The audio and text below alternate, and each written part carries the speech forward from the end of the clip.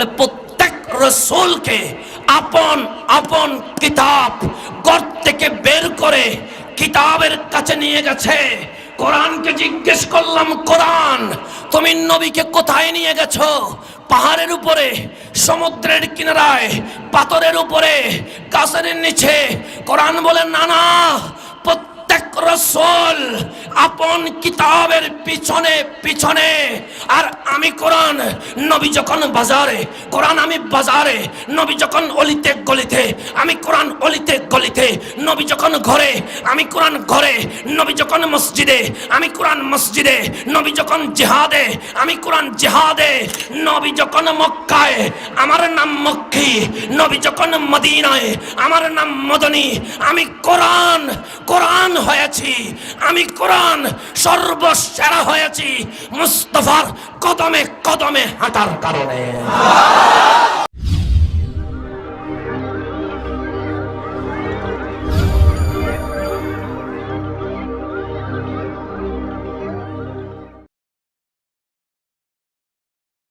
পৃথিবীর জমিনে রব্বুল আলামিনের এই পৃথিবীর মধ্যে যদি আপনাকে বলি আমি সর্বশ্রেষ্ঠ গ্রন্থের নাম কি, আপনি কি বলবেন?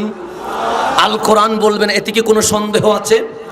আমি যদি বলি এই কিতাবটাই সেরা, এই নিয়ে কোনো দল আছে? এই নিয়ে কোনো মত আছে? মুসলমান দাড়িওয়ালা, টুপিওয়ালা, জুব্বাওয়ালা হয়তোবা বিভিন্ন দলে, হয়তোবা বিভিন্ন মতে বিভক্ত হতে পারে, কিন্তু কোরআন সর্বশ্রেষ্ঠ গ্রন্থ। এতে কোনো দল নেই, এতে কোনো মত নাই। 16 কোটি বাঙালি যদি বলে কোরআন সেরা, তাহলে 200 কোটি মুসলমানও বলে কোরআন সেরা। কথা ঠিক? এখন আসেন বন্ধুরে, আমি যদি বলি এই কোরআন সেরা কেন হলো, আপনি ডাক দিয়ে বলবেন এটা কালামুল্লাহ, এটা আল্লাহর কিতাব, এটা মানব রচিত নয়, সেই কারণে এটা সেরা। কথা কি ঠিক? এতে কি কোনো বিরোধ আছে? কিন্তু আমি যদি বলি বন্ধুরে, আমি মানব রচিত কিতাবগুলাকে বাদ দিয়ে দিলাম, রব্বুল আলামিন 100টা সাহিফা, 100টা ছোট ছোট গ্রন্থ দিয়েছেন, আরো 4টা বড় বড় কিতাব দিয়েছেন, তাওরাত, ইনজিল, জবুর, কোরআন। আমি যদি 100টা সাহিফা আপনার চোখের সামনে রেখে দিই, তাওরাত, জবুর, ইনজিল যদি রেখে দিই, আল কোরআন যদি রেখে দিই, আমি বলবো এগুলো মানব রচিত নয়, এগুলো সবগুলো রব্বুল আলামিনের। এখানে কোন কিতাবটা সেরা? আপনি কি বলবেন? আল কোরআন বলবেন তো? এতে কি কেউ বিপরীতে আছে? যদি স্বাধীন বাংলায় সবাই স্বাধীন নাগরিক, কেউ যদি বিরোধ করতে চায় সে বিরোধ করতে পারবে, আমি আপত্তি জানাবো না। কিন্তু আল্লাহর 104 গ্রন্থে কোরআন সেরা, এতে কি কোনো মত আছে? কোনো দল আছে? কোনো বিরোধী পার্টি আছে? তাহলে বন্ধুরে, আমরা 16 কোটি বাঙালি মুসলমান এক কথার উপর ঐক্যমত পোষণ করলাম যে আল্লাহর জমিনে আল্লাহর 104টা গ্রন্থের মধ্যে আল কোরআনই সেরা। এতে কোনো দল নাই, এতে কোনো মত নাই, এতে কোনো বিরোধ নাই। কথা কি ঠিক? এখন আসেন বন্ধুরে, গভীর মনোযোগ। আমার কথা কখনো আমার কথার চেয়ে সেরা হতে পারে না। আমাদের আগে হয়তোবা মুফতি আলাউদ্দিন জিহাদি সাহেব এখানে তাকরীর করে গেছেন। আমি বলবো আমার কথার চেয়ে আলাউদ্দিন জিহাদি সাহেবের কথা দামি। কেন? উনি সিনিয়র, আমি জুনিয়র। তাহলে মানুষের বিপরীত আনতে হয়। এখন তাওরাত আল্লাহর কিতাব, জবুর আল্লাহর কিতাব, ইনজিল আল্লাহর কিতাব, কোরআন আল্লাহর কিতাব। আল্লাহর কিতাব আল্লাহর কিতাবের চেয়ে সেরা হয় কেমনে? এর উত্তর কি আপনার কাছে আছে? আছে আপনার কাছে? তাহলে আজকে যখন আপনার কাছে নাই, আমি একটা উত্তরে দিয়ে যাব। যদি ভালো লাগে নিবেন, আর ভালো না লাগলে নিবেন না। এতে মারামারি করার কোনো দরকার নাই। এখন আসেন সামনের দিকে চলতে লাগলাম। বন্ধুরে, তাওরাত এটা আল্লাহর কিতাব, জবুর এটা আল্লাহর কিতাব, ইনজিল এটা আল্লাহর কিতাব, 100টা সাহিফা এটা আল্লাহর কিতাব, আল কোরআন এটাও আল্লাহর কিতাব। কোরআন রে তুমি সেরা হলা কেন? কোরআন উল্টায়া দেখবেন, এখানে সূরাতুল ইখলাস আছে, লেখা আছে মক্কিয়া। আবার এখানে সূরাতুল হুজরাত আছে, লেখা আছে মদনিয়া। তাহলে কোরআন দুই প্রকার। কোরআন কখনো কখনো মক্কি, কোরআন আবার কখনো কখনো মদনী। আপনি তাওরাত উল্টান, কোনো প্রকার নাই। আপনি জবুর উল্টান, কোনো প্রকার নাই। আপনি ইনজিল উল্টান, কোনো প্রকার নাই। কোরআন রে তোমার কাছে প্রকার কেন? কোরআন উত্তর দিবে, তাওরাত মুসা আলাইহিস সালামের ঘরে আসে নাই, মুসা আলাইহিস সালামকে ঘর থেকে বের করেছে। জবুর উত্তর দিবে, আমি দাউদ আলাইহিস সালামের ঘরে আসি নাই, আমার পিছনে দাউদ এসেছে। ইনজিল উত্তর দিবে, আমি ঈসা রুহুল্লাহর ঘরে যাই নাই, ঈসা রুহুল্লাহকে ঘর থেকে বের করে নিয়ে এসেছি। তাহলে কোন কোন কিতাব পাহাড়ের উপরে, কোন কোন কিতাব পাথরের উপরে, কোন কোন কিতাব গাছের নিচে, কোন কোন কিতাব সমুদ্রের কিনারায়।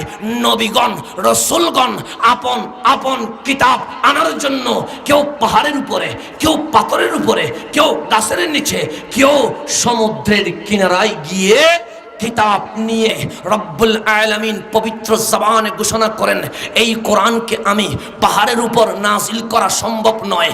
কেন? বলছে পাহাড়ের উপর যদি নাজিল করি, আল্লাহর ভয়ে তত্তর করে কাঁপতে কাঁপতে অস্তিত্ব থাকবে না, তোলা তোলা হয়ে যাবে। কোরআনকে সমুদ্রের কিনারায় নাজিল করা সম্ভব নয়, কারণ সমুদ্রের অস্তিত্ব বিলীন হয়ে যাবে। কোরআনকে পাথরের উপর নাজিল করা সম্ভব নয়, পাথর চূর্ণ বিচ্ছিন্ন হয়ে যাবে। কোরআনকে গাছের নিচে নাজিল করা সম্ভব নয়, কারণ গাছের অস্তিত্ব বিলীন হয়ে যাবে। বন্ধুরে গভীর মনোযোগ, লৌহে মাহফুজের কোরআন লৌহে মাহফুজে রয়ে গেল। বাবা আদম চলে আসলো, কোরআন আসতে পারে নাই, লৌহে মাহফুজের কোরআন রয়ে গেল। নূহ আলাইহিস সালাম চলে আসলো, কোরআন আসতে পারে নাই। মুসা কালিমুল্লাহ চলে আসলো, লৌহে মাহফুজের কোরআন রয়ে গেল, আসতে পারে নাই। ইব্রাহিম খলিলুল্লাহ চলে আসলো, লৌহে মাহফুজের কোরআন রয়ে গেল, দুনিয়ায় আসতে পারে নাই। ঈসা রুহুল্লাহ চলে আসলো, লৌহে মাহফুজের কোরআন রয়ে গেল, আসতে পারে নাই। 1,26,000 আনবিয়া একরাম ধারাবাহিকভাবে দুনিয়ার জমিনে চলে আসলো, কোরআন আসতে পারে নাই। কিন্তু কোরআন ডাক দিয়ে বলে, কাদ জাআকুম মিনাল্লাহি নূরুন ওয়া কিতাবুম মুবিন। শোন শোন, যেই দিন মামেনার করে নূরানী নবী চলে এসেছে, আমি কোরআন নবীর বক্ষ মোবারকে চলে এসেছি।